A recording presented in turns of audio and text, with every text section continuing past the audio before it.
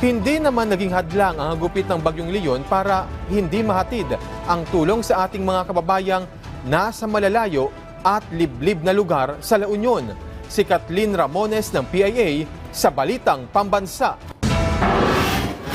Sa kabila ng malakas na ulan at hangin na dala ni Super Typhoon Leon, patuloy pa rin ang pagtulong ng mga ahensya ng gobyerno at lokal na pamahalaan sa mga apektadong residente ng La Union. Kahapon, ika-31 ng Oktubre 2024, nakatanggap ng tulong ang mga residente ng Barangay Kadaklan sa San Fernando City mula sa pamahalaang probinsyal ng La Union, lungsod ng San Fernando at mga ahensya tulad ng Department of Social Welfare and Development, Department of Labor and Employment, Social Security System, La Union Police Provincial Office at Pag-ibig. Ang aktibidad na ito ay bahagi ng Barangay Forum na pinangunahan ng Philippine Information Agency, La Union. Layunin nitong palakasin ang ugnayan ng mga ahensya at komunidad, gayon din ang suporta sa Geographical Isolated and Disadvantaged Areas o GIDA tulad ng Barangay Kadaklan.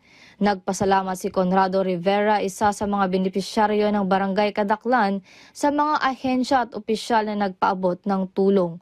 Naniniwala naman ang mga opisyal na ang mga ganitong aktibidad ay nagpapalakas ng suporta sa mga komunidad sa panahon ng sakuna. Mula sa Philippine Information Agency La Union, Kathleen Ramones para sa Balitang Pambansa.